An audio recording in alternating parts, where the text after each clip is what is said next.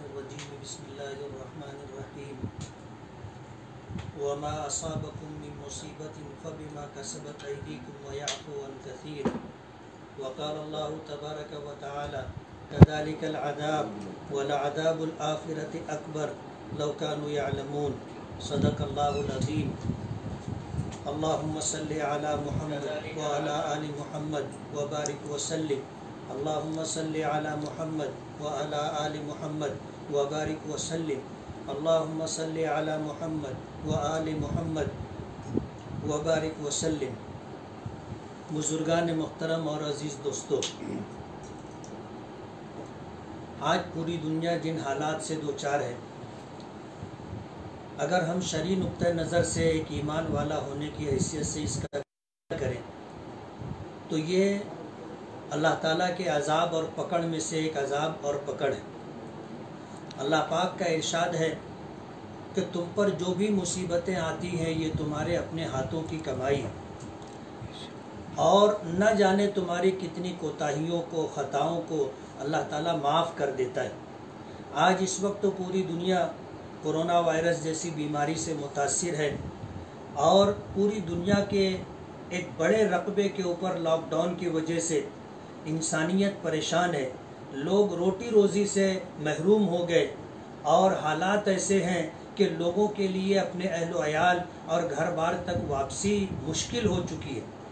ایسے حالات کے اندر ایک مسلمان ہونے کے ناطے اگر ہم اس پر غور کرتے ہیں تو یہ بات ہمیں نمایاں طور پر نظر آتی ہے کہ دنیا کی وہ بڑی بڑی طاقتیں جنہیں اپنے اسباب اور وسائل پر، جنہیں اپنی سائنسی ترقیات پر بڑا ناز تھا، آج قدرت کے سامنے انہوں نے گھٹنے ٹیک دیے اور اپنی بے بسی کا اظہار کر دیا۔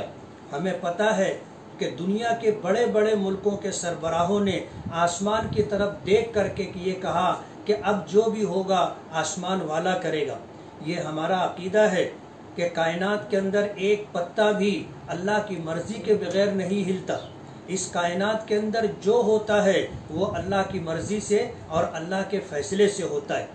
کورونا وائرس کی بیماری سے آج انسانیت دوچار ہے اور پریشان حال ہے۔ عید کے اس مبارک موقع پر ہم اہل عالم کو، دنیا والوں کو یہ پیغام دینا چاہیں گے کہ اللہ تعالیٰ نے یہ کائنات بنائی، اس کائنات میں اللہ نے بے شمار مخلوقات پیدا کی، ان مخلوقات میں اللہ پاک نے انسانوں کو اشرف المخلوقات بنایا۔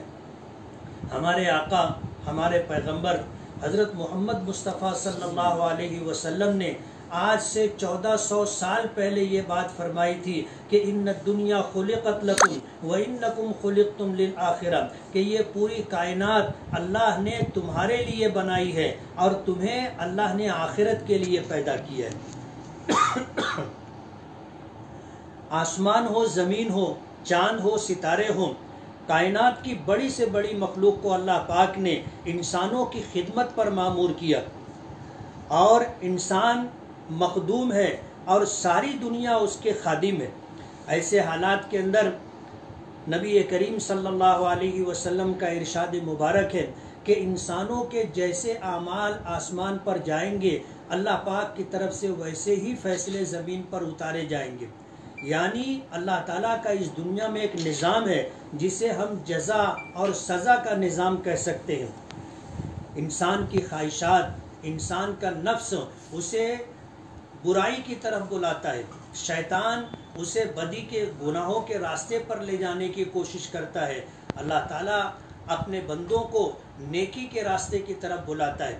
وہ انسان جو اللہ کے پیغام کو مان کر کے، اللہ کے پیغام کو سن کر کے اطاعت کے راستے پر چلتے ہیں اور نیکی کے راہ اختیار کرتے ہیں، اللہ تعالیٰ انہیں اپنی نعمتوں سے مالا مال کرتا ہے۔ وہ لوگ جو نفس اور خواہشات کے راستے پر چلتے ہوئے گناہوں کا راستہ اختیار کرتے ہیں، وہ اللہ تعالیٰ کو ناراض کرتے ہیں، اور اللہ تعالیٰ کی ناراضگی ان کے لیے عذاب اور پکڑ کا سبب بن جاتی ہے۔ اللہ تعالیٰ نے اس دنیا میں جزا اور سزا کا ایک نظام بنایا ہے۔ نیکی کرنے پر اللہ جزا دیتے ہیں اور گناہوں کے راستے پر چلنے پر اللہ تعالیٰ سزا دیتے ہیں۔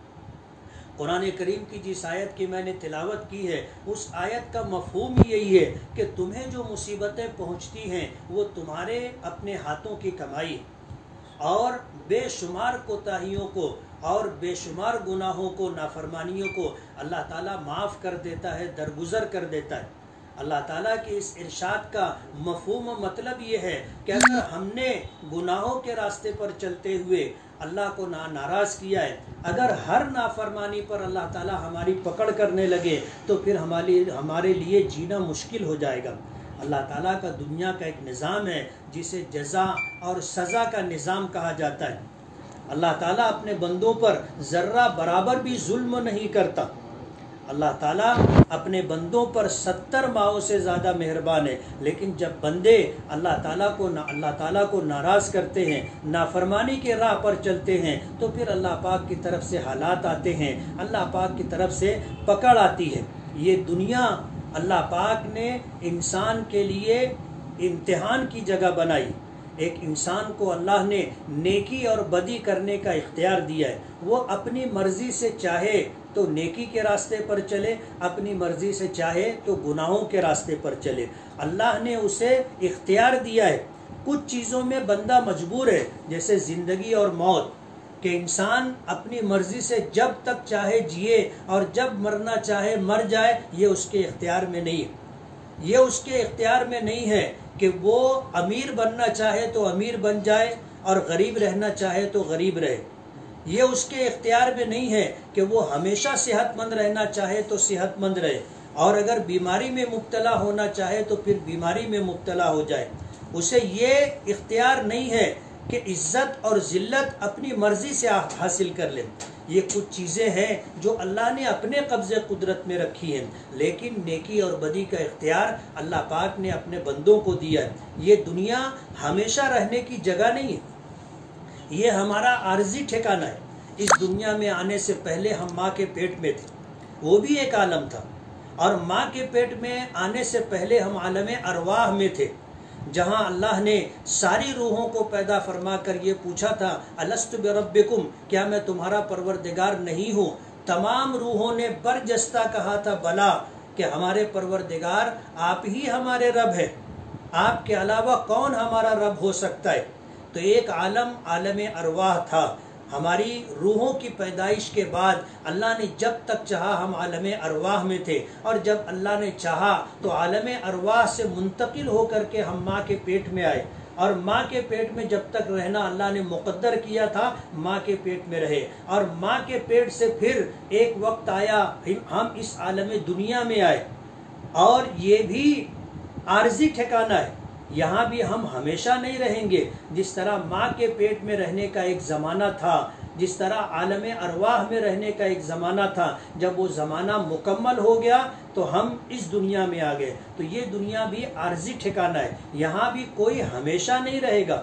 اگر کسی کو یہاں ہمیشہ کی زندگی اللہ پاک عطا فرماتے تو اس کے حقدار سرکار دو عالم صلی اللہ علیہ وسلم ہوتے۔ اللہ نے آپ کو تمام انسانوں کے لیے، تمام عالموں کے لیے رحمت بنایا تھا، لیکن ایک وقت آیا اللہم بالرفیق الاعلی کہتے ہوئے آپ بھی اس دنیا سے اللہ کی جوار رحمت میں تشریف لے گئے۔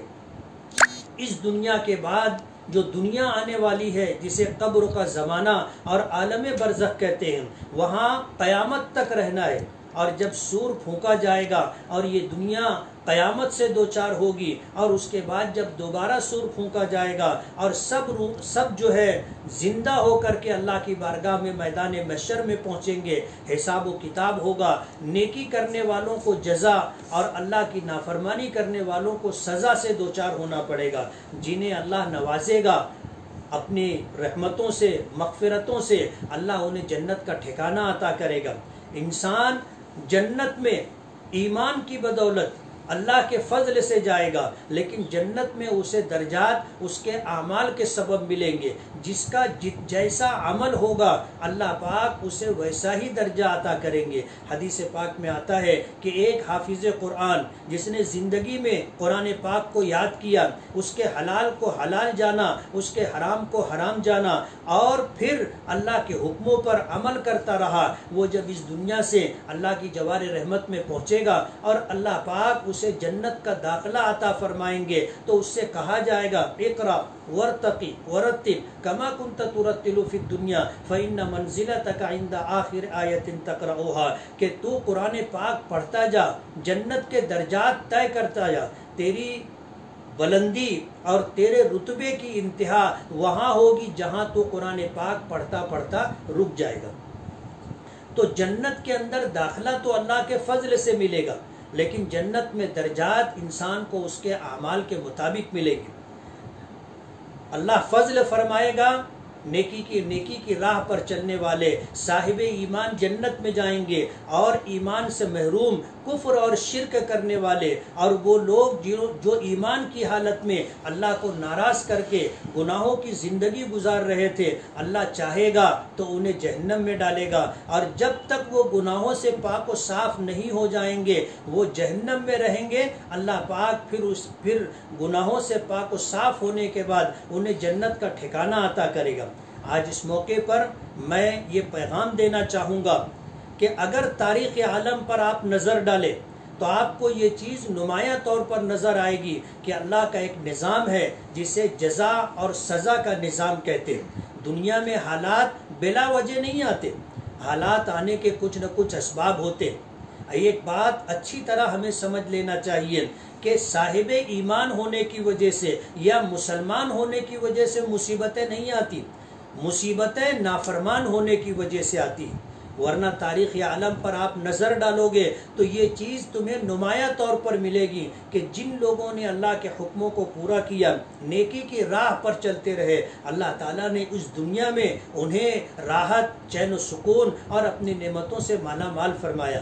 لیکن وہ لوگ جو اللہ کو ناراض کر کے نافرمانی کی راہ پر چلتے رہے، ان پر اس دنیا میں عذاب آیا۔ مثال آپ اگر دیکھیں گے تو ابلیس ہے، جو شیاطین کا جو ہے سرخیل ہے، اس نے اللہ کی اتنی عبادت کی تھی کہ روئے زمین کا کوئی چپا اس کے سجدوں سے خالی نہیں رہا۔ اللہ تعالیٰ نے اسے فرشتوں میں شامل کیا، عزازیل نام دیا، لیکن جنت میں رہتے ہوئے جب اس نے اللہ کی نافرمانی کی، حضرت آدم علیہ نبینا علیہ السلام کو جب اللہ نے بنوایا، اللہ نے فرشتوں کو حکم دیا کہ ان کا مجسمہ بنایا جائے، اور پھر اللہ نے ان میں روح ڈال دی۔ آدم علیہ السلام کو جب اللہ نے زندگی عطا کی تو حکم ہوا کہ آدم علیہ السلام کو سجدہ کرے۔ تمام فرشتوں نے سجدہ کیا، لیکن ابلیس نے انکار کر دیا، اور اس انکار کی وجہ سے اللہ پاک نے جب اسے فرشتوں میں شامل کیا تھا اسے نکلنے کا حکم دیا۔ فرمایا فخرج منہا فإنک رجیم، کہ تو یہاں سے نکل جا، تو مردود ہے۔ وإن علیک لعنتی الی یوم الدین، اور تجھ پر میری لعنت قیامت کے دن تک، بدلے کے دن تک ہوتی رہے گی۔ ابلیس اپنی عبادتوں کی وجہ سے اللہ کے یہاں نوازا گیا تو وہ فرشتوں میں شامل کیا گیا، لیکن جب اس نے نافرمانی کی تو پھر اسے راندہ درگاہ کر دیا گیا اور ہمیشہ کے لیے مردود قرار دے دیا گیا۔ آپ دیکھو گے حضرت نوح علیہ السلام کا زمانہ، اللہ تعالیٰ کے برگزیدہ بندوں میں سے ایک نبی ہیں۔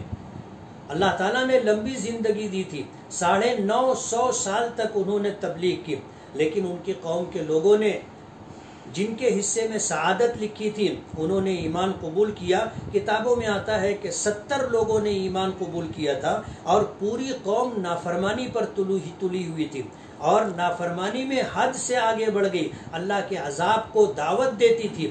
حضرت نوح علیہ السلام پر اللہ پاک کی طرف سے حکم آیا کہ آپ کشتی بناؤ۔ نوح علیہ السلام نے جب کشتی بنانا شروع کی تو بستی کے لوگ آ کر مذاق اڑایا کرتے تھے کہ یہاں کہاں سمندر ہے، یہاں کہاں دریا ہے جو تم کشتی بنا رہے ہو اور کشتی چلاؤ گے۔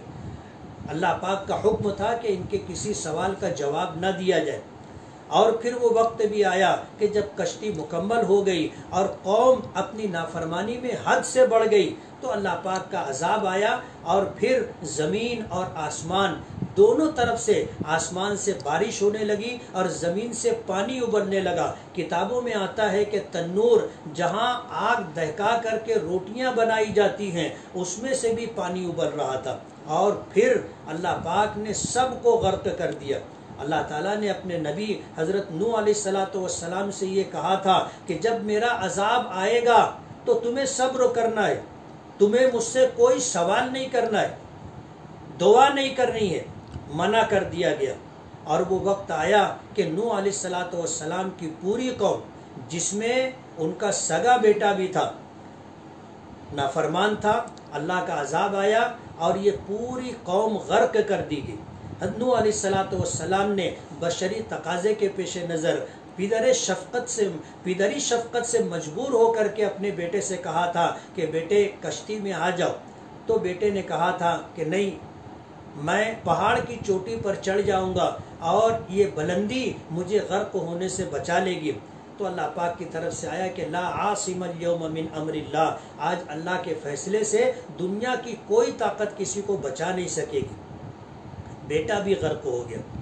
آپ دیکھو گے اللہ تعالیٰ کا عذاب قوم ہود پر آیا.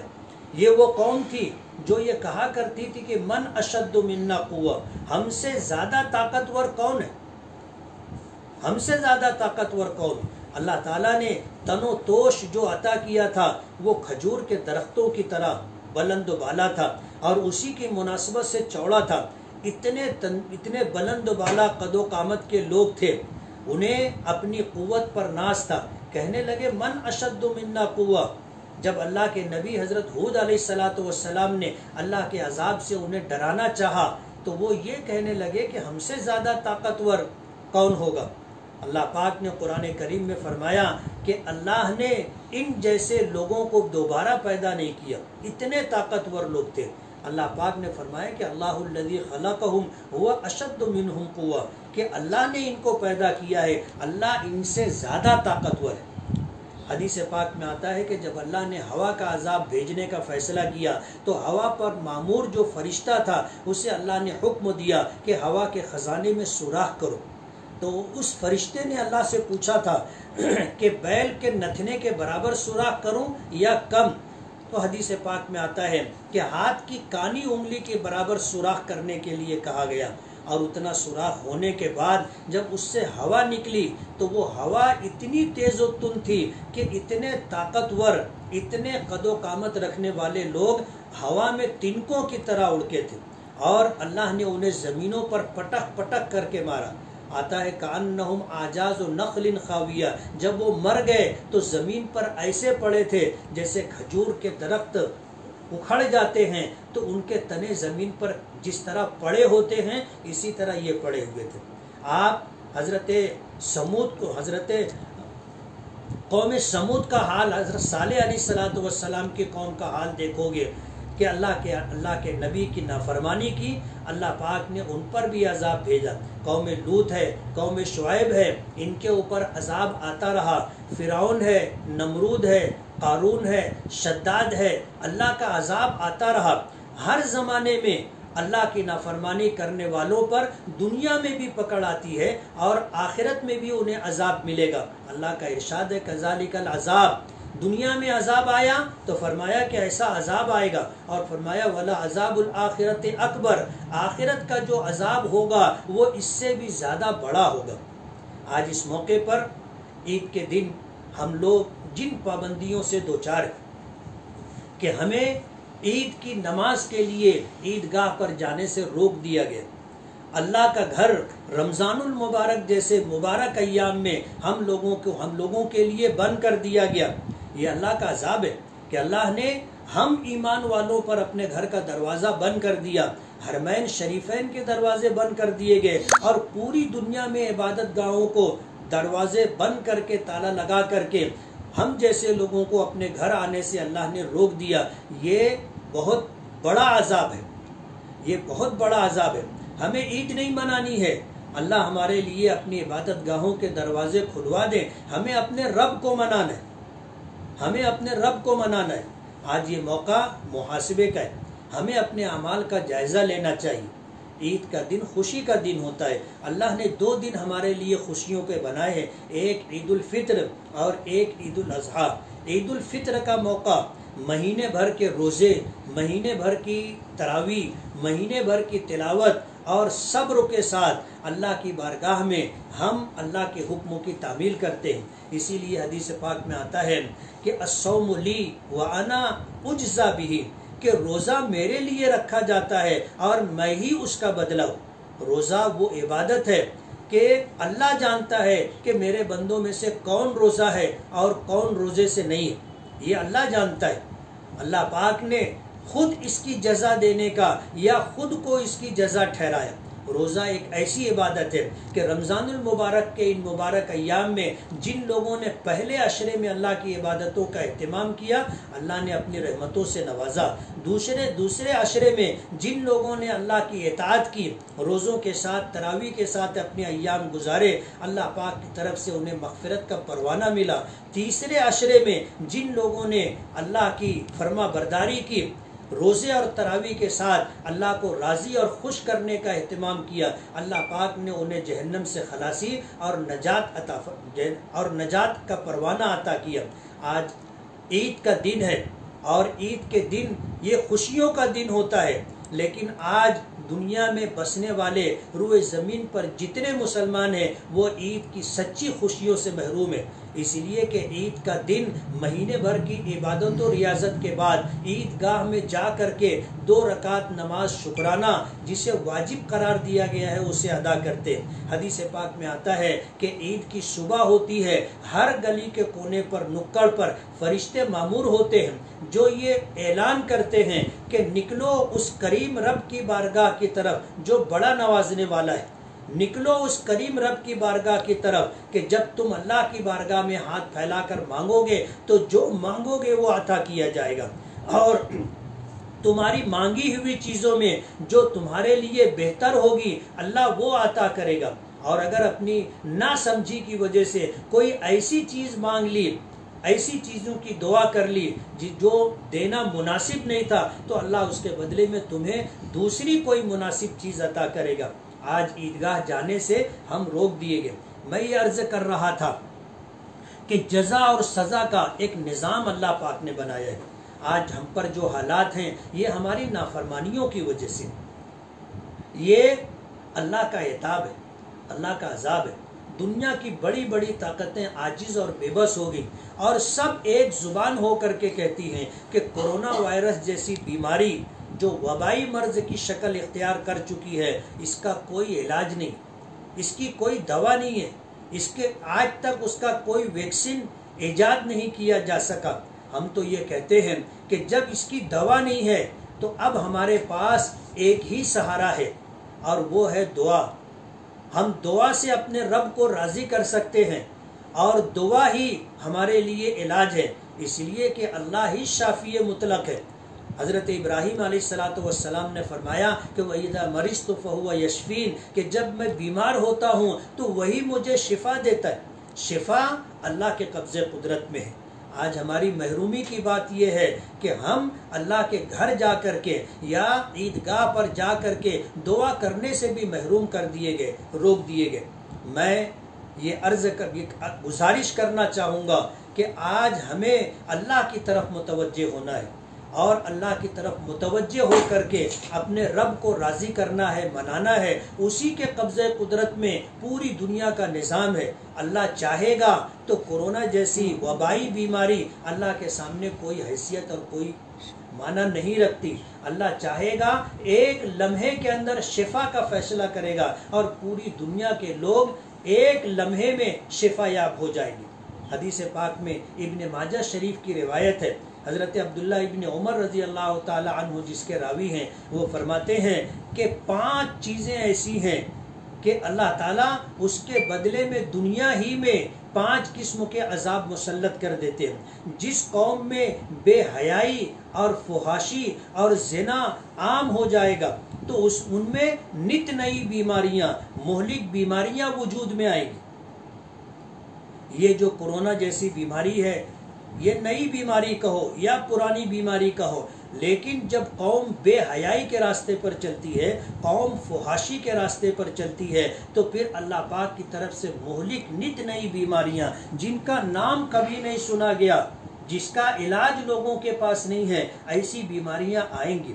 نبی کریم صلی اللہ علیہ وسلم نے فرمایا کہ جب قوم ناپ تول میں کمی کرنے لگے گی، حقوق کی ادائیگی میں کوتاہی کرنے لگے گی، تو اللہ تعالیٰ ظالم بادشاہ مسلط کر دے۔